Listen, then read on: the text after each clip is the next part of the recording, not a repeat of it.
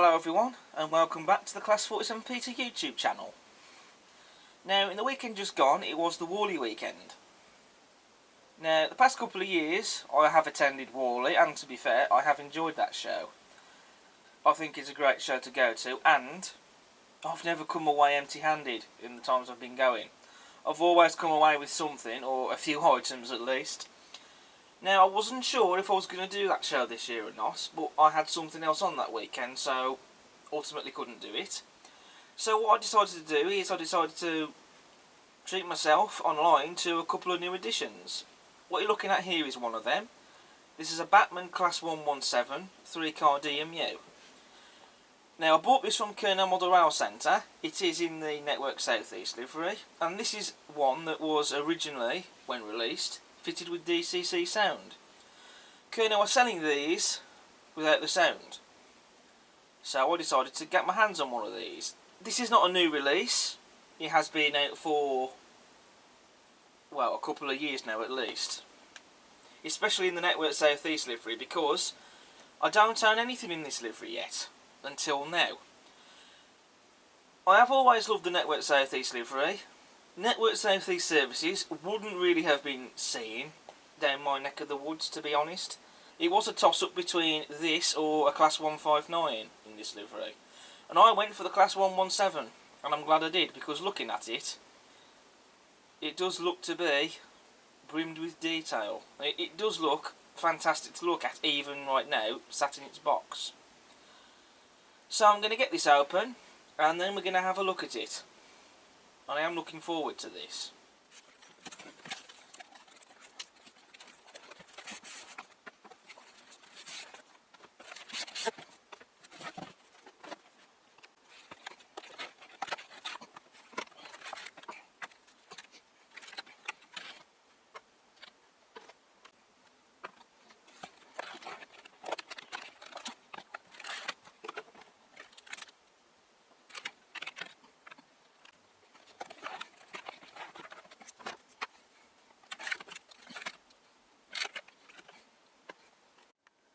So just before I connect the other unit end, this gives me the opportunity to have a look at the detail on the rear, especially with the corridor gangway detail there.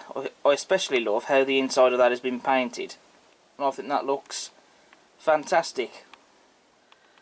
So here we have the Class 117. Now all of the trailers coupled up together, so now it's all down on the layout in a 3-car unit. I have to be honest, coupling and uncoupling these really is fiddly. You know, to uncouple and uncouple these using that little tool, it's not easy. It's difficult enough as it is with a 2-car unit, but it's especially a faff with a 3-car unit like this, to be honest. As for the model, I think it's fantastic. There's nothing wrong in terms of quality control issues. I've looked this model over and I can't see any quality control issues at all whatsoever, which is great, because after spending £265 on this model, the last thing I would want to see is any damage to this model. That would be the last thing I'd want to see, to be honest. When you spend that amount of money on a model like this, you expect it to be in mint condition, and it is. Like I say, nothing wrong with it at all. And also, more importantly, out of the box, this model works, and it runs smoothly in both directions. Like with all new models, it will need running in, but it runs beautifully, and I can't really fault the mechanisms on this at all either. Also, this model comes with interior and working directional lighting. Now, there are switches underneath this, so you can turn them on and off manually. You do need to, mentions in the instruction manual, you do need to rotate the bogies so that you can access all the switches, but that can be done. But I think, to be honest, I'm going to leave the lights on for the moment, but they all work perfectly, and it's always nice to see models like this with interior and directional lighting. It just adds a lot more to the model. Right, so now properly starting onto the detail. So firstly, we have slim tension lock NEM couplings. Those are going to be removed, and I will be putting the buffer beam detail on the front. You also get sprung metal buffers as well. Not that I have much care for sprung buffers, but they're there, they're a standard feature. You also have separately fitted lamp brackets on the front, or lamp irons as other people call them. It's up to you however you choose to call them, really. You also have separately fitted handrails on the front of the unit, as well as separately fitted window wipers. You've also got this detail here on the front on the buffer beam, again separately fitted. And you've also got the light clusters as well, and as correct for this particular model, it has the high intensity headlights in the middle.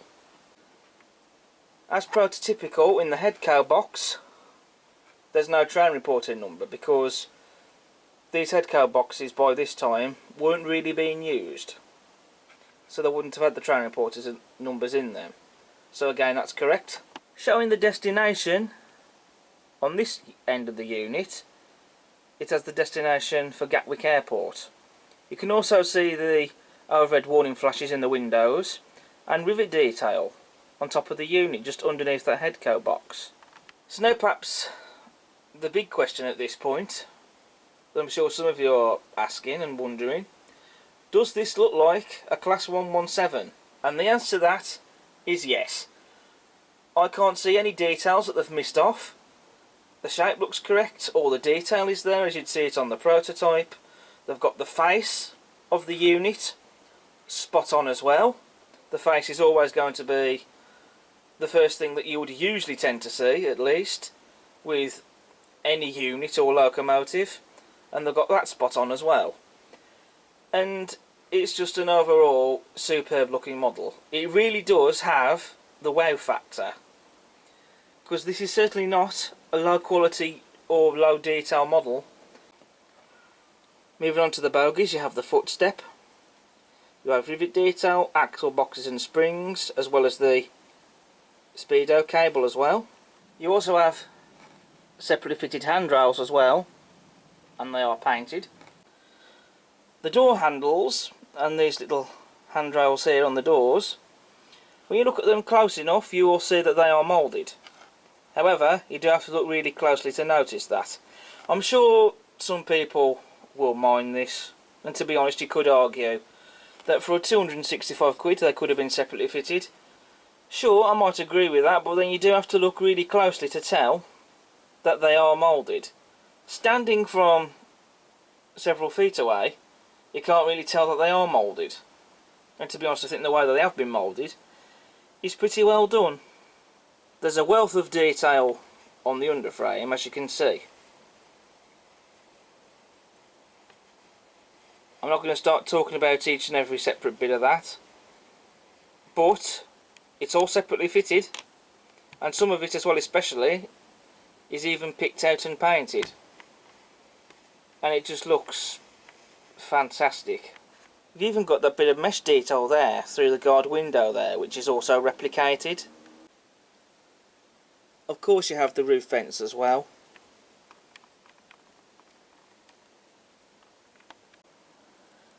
In the whole of the interior you have seating, and it is painted as well.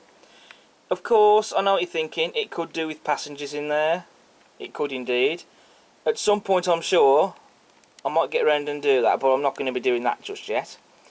And also even the interior inside on this model has been painted, and it looks fantastic. Even though coupling and uncoupling these units is a pain, I do still like the electrical connection between all these units, because that way if you're going to DCC fit it the way this has been done, using those pins and socket, it means that you don't have to put decoders in each of these trailers, so it's just a one decoder operation then. So I think that that's fantastic. And also I think the close connection between these as well is actually pretty good. You also have the exhausts there on the back, separately fitted, and they've been painted as well. Overhead warning flashes and the data panel crisply printed on the rear as well. Then you have what I believe on this roof is the water condensing pipework, and this is coupled to this part of the unit that has the guard's door, where the guard would be. So this end of the coach that has that condensing pipework on it, that's where it couples to.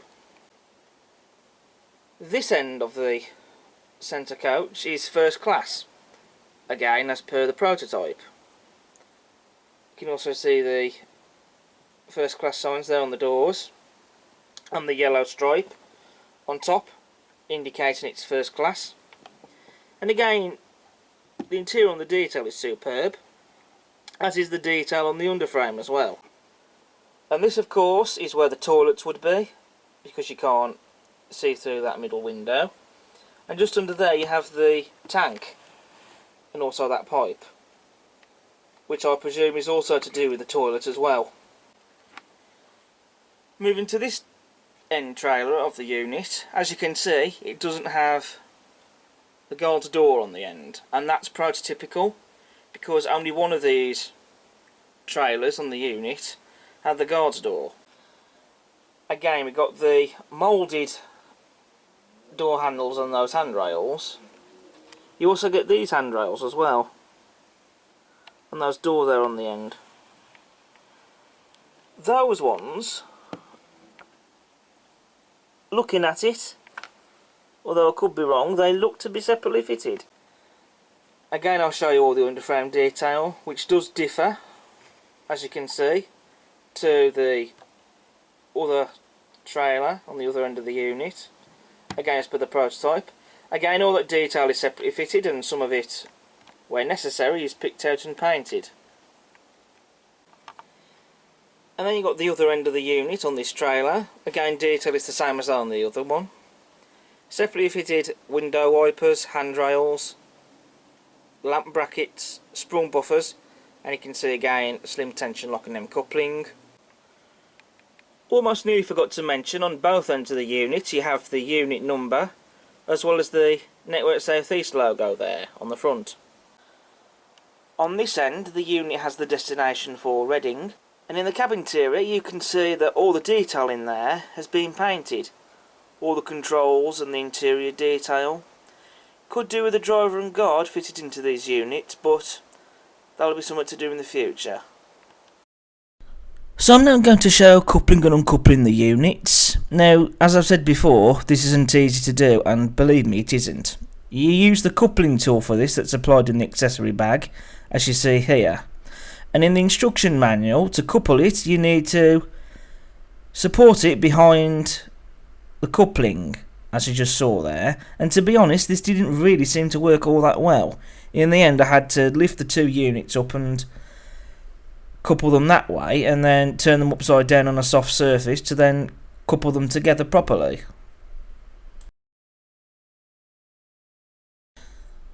And then to uncouple the units you have to use the coupling tool to then slide it underneath that clip and then basically bend it downwards so that you can uncouple the couplings on the units. Wasn't easy to do, especially on camera, but I managed to do it in the end. But like I say, uncoupling and uncoupling these is tricky. The livery application on this model is superb. The colours are all right, and the colours all match. They've got the correct shade of blue, white, red and the grey. And the way it's been done, it's been superbly applied. I can't see any imperfections or blemishes anywhere at all. And also they've got the livery correct as well, with those sweeping stripes on the ends. And I just think overall it's just an absolutely fantastic livery. Like I said, I've always loved this livery. And around the windows, on the front windscreens, on the unit ends, they're painted black, as they were in real life with this livery. You have the Network South East logo and font, crisply and very neatly applied on the centre coach. This, the font and logo, was only applied on these units on the centre coach on both sides, so that's also correct as well. So I've covered pretty much all the detail on this model, so I think what I'm going to do now, as you're all expecting me to do, is to do a running session. So I'll get this model running on the layout, and then when that's finished I'll draw up my conclusion for this model. So we'll see you in a bit.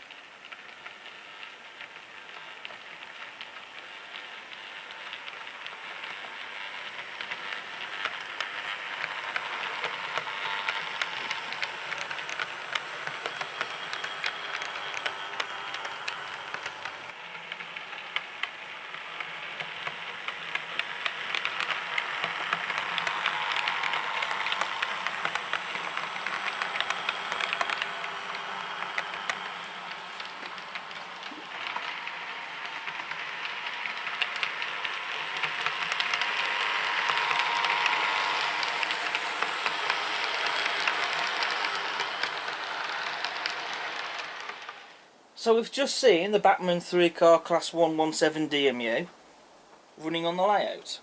And my final verdict on this model, my only criticism is uncoupling and coupling the model, because it is tricky. As I've said, it is fiddly to do.